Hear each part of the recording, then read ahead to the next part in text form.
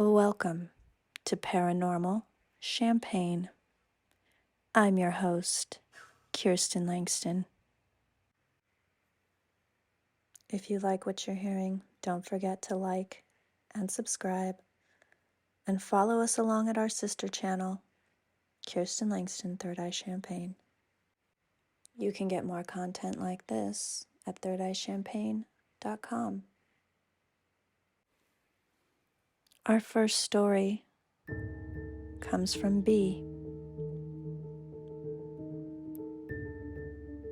About 10 years ago, I was with a friend in downtown Sacramento, and it was a nice spring day, so we decided to take a walk around some of the cool old houses on H Street.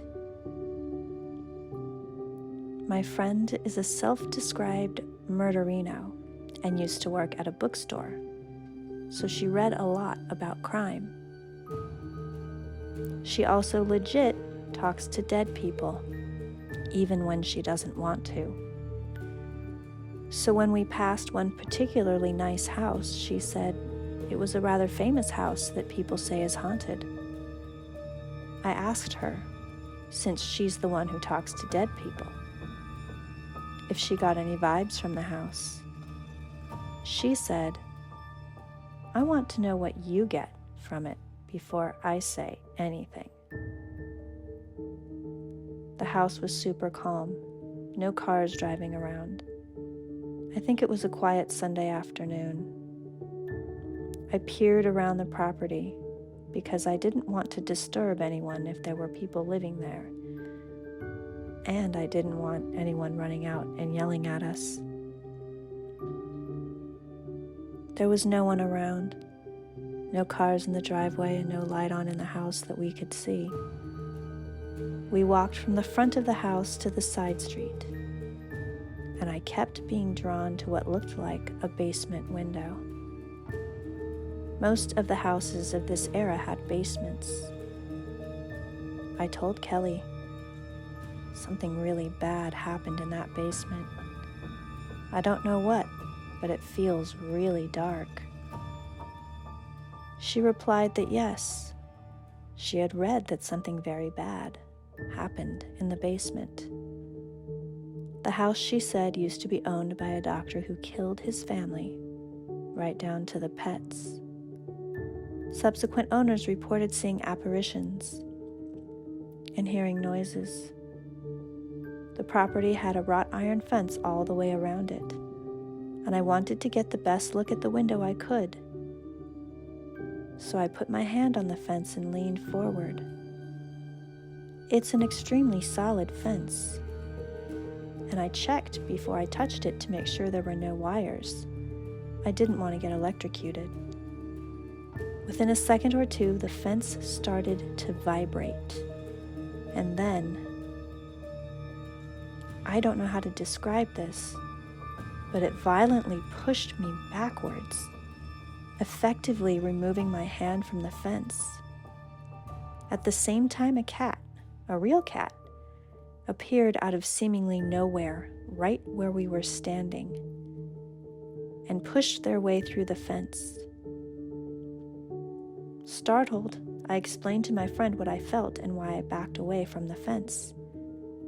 Throwing my arm in the air, we both looked down, and suddenly, the cat was gone.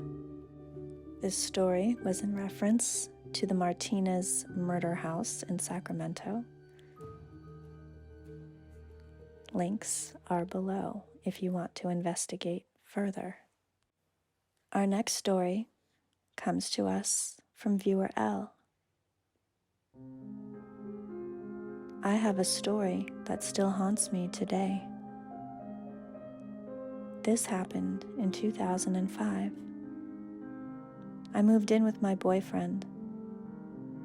One day, I was in the kitchen cooking dinner. I glanced toward the living room and saw a silhouette figure of a man holding a suitcase. He opened the door and walked out, then slammed the door. The sound of the slammed door echoed in my ear. 2 months later, my boyfriend moved out while I was at work. I haven't seen him, and I hope I never see him again, ever, in life. Our next story comes from listener D. Decades ago, I was visiting a friend one evening who had a bed and breakfast in downtown Dallas. It was a cold, rainy November night. A few hours into my visit, a voice on the left side of my head said very clearly, "It's raining inside your car. Go down there and check on it." "BS," was my reply. "That doesn't make any sense." My logical brain couldn't wrap my head around how it could be raining in my car. The voice was persistent.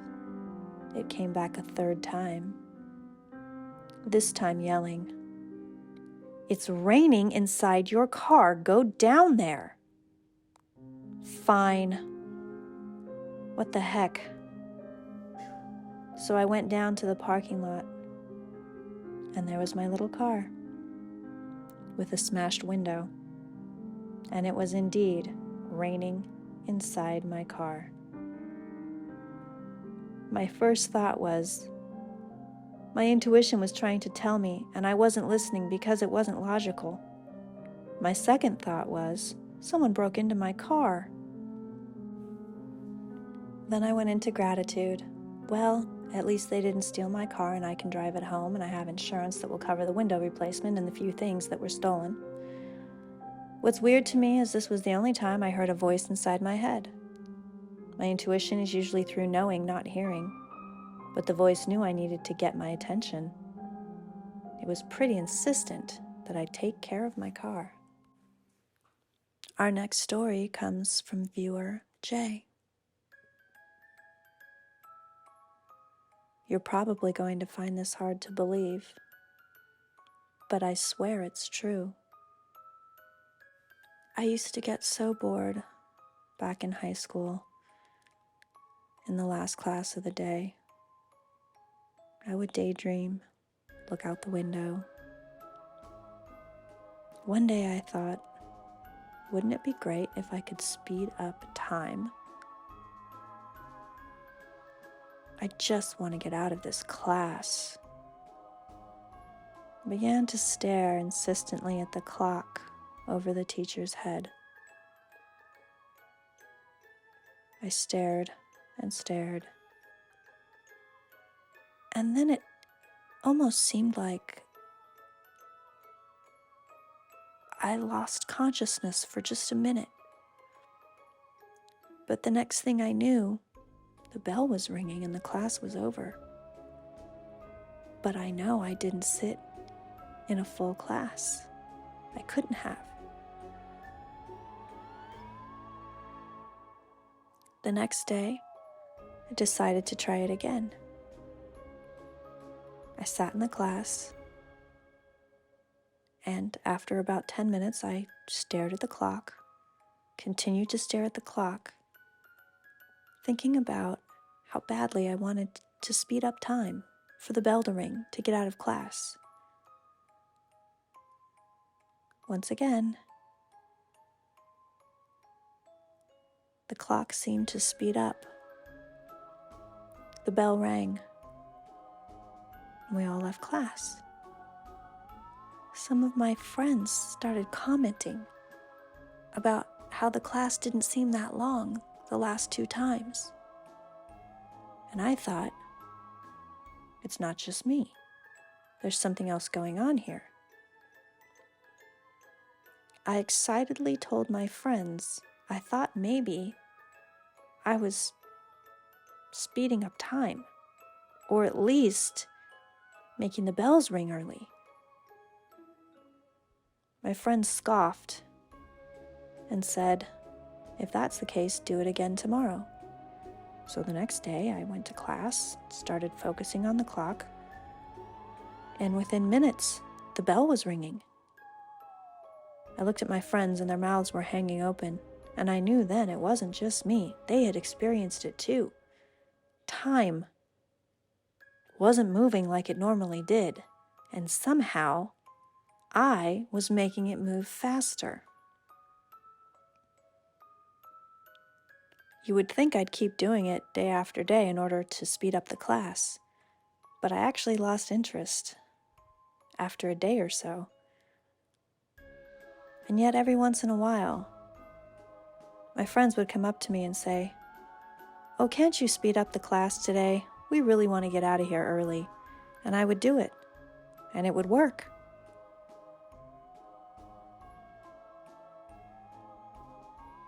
Those are our stories for today's show. Thank you so much for listening.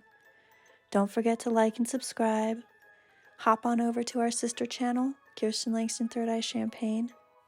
Give us a subscribe.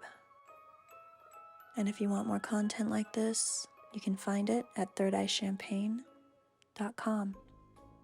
If you have a story you'd like to submit, please do so at kirstenlangstonauthor@gmail.com and put paranormal story in the topic line.